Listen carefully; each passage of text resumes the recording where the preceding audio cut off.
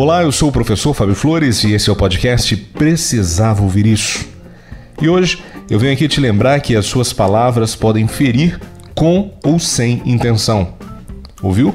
As suas palavras podem ferir com ou sem a intenção de gerar sofrimento na outra pessoa. Você já parou para pensar que a sua palavra pode ser a gota d'água que vai transbordar o copo de alguém? Que a maneira como a gente diz alguma coisa pode se converter na dor que aquela pessoa vai arrastar por um dia inteiro, por uma semana ou até mesmo ao longo de toda a vida. Às vezes a gente até tentando ser elegante, a gente tropeça nas palavras. Beleza, eu respeito o seu posicionamento, mas eu acho que é um posicionamento burro. Não, você é burro, cara, que loucura. Como você é burro. Que coisa absurda. Isso aí que você disse é tudo burrice. Ah, Fábio, então você quer dizer que eu não posso mais falar o que eu penso? Que eu não posso mais dizer umas verdades na cara de alguém? Não é nada disso, não é nada disso. Eu não quero discutir o conteúdo da sua fala. Eu quero conversar com você sobre a forma do seu discurso. Não é sobre o conteúdo, é sobre a forma daquilo que você diz. Por exemplo, imagine uma situação onde um chefe precisa chamar a atenção de um funcionário sobre pontualidade. Ele vê um funcionário chegando atrasado pela terceira vez na mesma semana e diz que o funcionário é irresponsável, ou diz que ele não tem pontualidade ou que ele não tem compromisso com a equipe. Quando a gente diz que alguém é alguma coisa, a gente está ajudando a construir uma crença nessa pessoa, porque a gente pegou um episódio ou alguns episódios da vida daquele indivíduo e associou ao nível de identidade daquele sujeito. E existe uma grande diferença nisso. Nós não somos os nossos erros. Erros podem ser episódios, mas o que a gente é a nossa identidade. É aquilo que a gente acredita que é. Quando eu passo a acreditar que aquele erro faz parte da minha identidade, eu passo a me comportar, a agir e a reagir da maneira que eu fui descrito. Ao invés de acusar alguém de alguma coisa, seria bem mais interessante se interessar pelos motivos que estão por trás daquela atitude. Esse mesmo chefe, ele poderia ter dito assim, fulano, eu tenho notado que nos últimos 3 dias você parece estar com dificuldade para ser pontual. Eu posso te ajudar de alguma maneira? Percebeu como é diferente? O chefe ele teria sido bem mais assertivo, porque ele não estaria dizendo que a pessoa é atrasada, que ela é relaxada, que ela é descompromissada. Ele apontou que em 3 dias a pessoa teve dificuldade com a pontualidade. Nessa fala, ele sutilmente está dizendo também que ele reconhece que todas as outras vezes o funcionário foi pontual. E também está demonstrando preocupação com a dificuldade que talvez aquele momento da vida do colaborador esteja apresentando.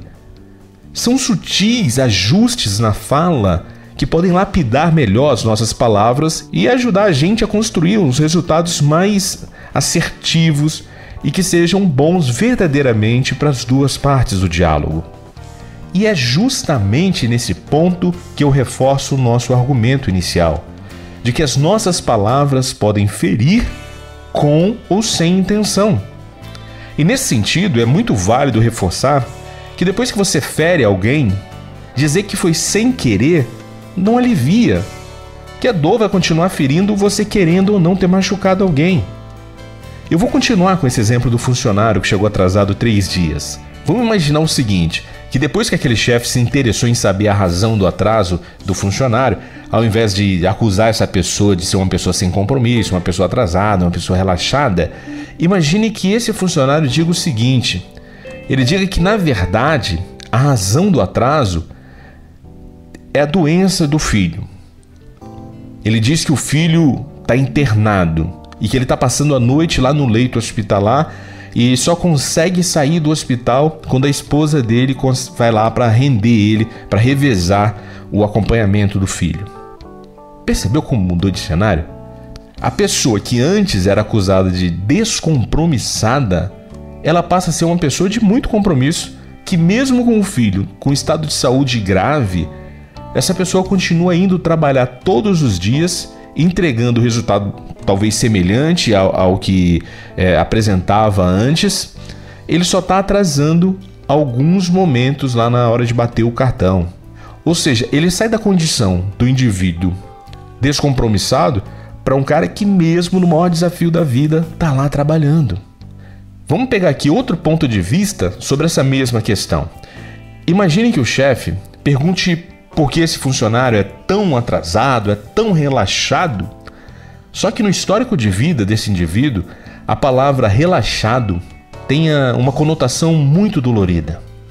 Uma conotação bem mais dolorida que a nossa percepção.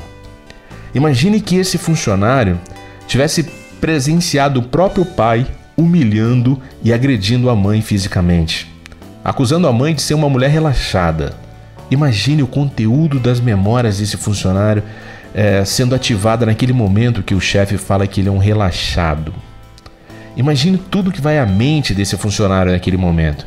Ele lembrando da mãe apanhando, lembrando do pai batendo, lembrando do pai gritando que ela é uma relaxada. Imagine o quanto aquela palavra pode ferir intensamente esse funcionário. Essa dor não é só do adulto, é a dor da criança vindo à tona na memória do adulto. É algo imensamente dolorido e que a gente não faz a menor ideia de que poderia ser o gatilho de tanta dor. Às vezes, a gente se prende a um significado da palavra e esquece que para cada significado podem existir inúmeros significantes. Na programação neurolinguística, a gente aprende uma coisa muito especial. A gente aprende que o mapa não é o território. Isso quer dizer o seguinte, vou dar um exemplo aqui. O mapa do Brasil, ele não é o Brasil. O Brasil ele pode ser bem diferente para o gaúcho, para o mineiro, para o carioca, para o baiano, para o goiano ou para um capixaba. Cada um vai perceber o Brasil pelo histórico das experiências que teve e tem com aquele lugar desenhado no mapa. Assim são as palavras. Cada um de nós reage de uma maneira muito específica às palavras que a gente ouve e às palavras que a gente lê. Para a maior parte das pessoas que eu conheço, chamar uma comida de gororoba é uma agressão, é uma violência. Mas para o meu cunhado, é o melhor elogio que ele pode receber. Dizer que a comida dele é uma gororoba. Percebeu o quanto é importante a gente perceber que o mapa não é o território? Percebeu o quanto a gente pode alegrar ou decepcionar alguém usando uma palavra aparentemente ingênua no nosso mapa de significados? Por isso, eu te convido a ter mais responsabilidade, mais amor, mais carinho com as suas palavras, com a escolha das suas palavras. Lembre sempre do poder que cada palavra que você escolhe tem sobre a vida de quem vai escutar. Lembre do poder que suas palavras possuem, poder de abençoar ou de amaldiçoar alguém. Antes de acusar uma pessoa de alguma coisa e tornar essa acusação um reforço de uma crença limitante em alguém, experimente se interessar pelas razões que fizeram essa pessoa tomar uma atitude ou não tomar uma atitude. Antes de acusar alguém de mimimi, pense que cada um de nós tem uma história. E o que pode ser frescura para você pode ser uma dor muito recorrente na vida dessa pessoa. Por isso essa pessoa não está mais disposta a ouvir essa palavra.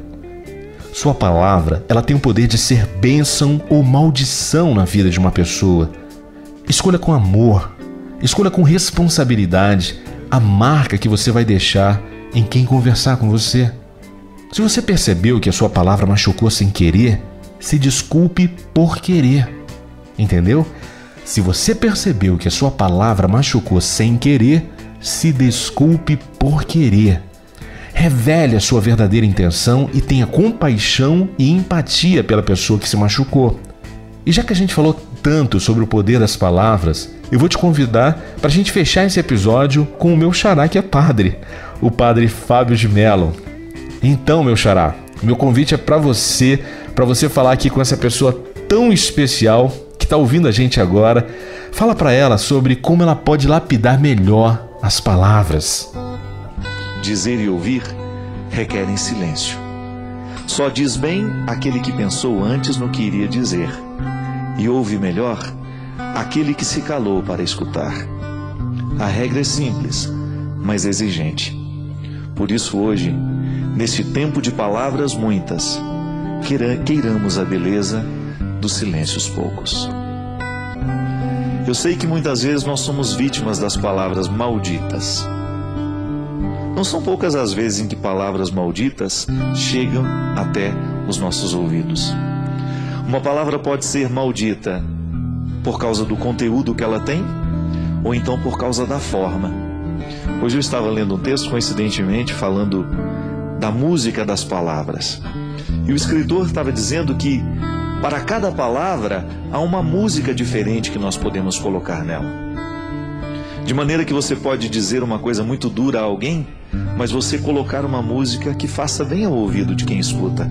Então a pessoa escuta aquela palavra dura, mas com uma música bonita. Talvez tenha sido isso que Jesus soube fazer o tempo todo. Jesus dizia coisas muito duras, mas a música das palavras de Jesus era extremamente sedutora. Porque ele sabia muito bem que não adiantava dizer as coisas sem musicalidade. Não adianta nada a gente dizer as coisas com braveza. Não. A gente será muito mais bem entendido se a gente buscar uma música suave para colocar a palavra dura. Você experimenta isso na sua vida todos os dias. Quando você precisa dizer alguma coisa de muito sério aos seus filhos, e às vezes você não sabe nem por onde começar porque você tem medo do conteúdo que você vai dizer. O conteúdo é duro, é de exigência. E os nossos filhos não estão muito acostumados a serem exigidos. Eles entraram nessa mística do mundo de hoje, nessa tendência do mundo de hoje, de que tudo tem que ser muito simples, tudo tem que ser muito fácil e rápido. E educar os filhos muitas vezes requer um discurso duro, exigente. Então você vai descobrir junto de Jesus que é possível dizer coisas duras com musicalidades atraentes. É isso que fazia com que as pessoas parassem para prestar atenção no que Jesus tinha a propor. Busque o seu jeito de dizer. A palavra pode ser dura, mas a música que envolve a palavra não precisa ser. Porque aí você vai ter um poder de convencer muito maior do que se você estivesse usando a palavra dura com uma capa, uma armadura. Não. Todos nós temos medo de armadura, porque ela nos recorda a guerra. E às vezes, ao invés de colocar melodia, música na nossa palavra, a gente coloca armadura. E aí a gente assusta aquele que nos escuta, a gente machuca aquele que nos escutou.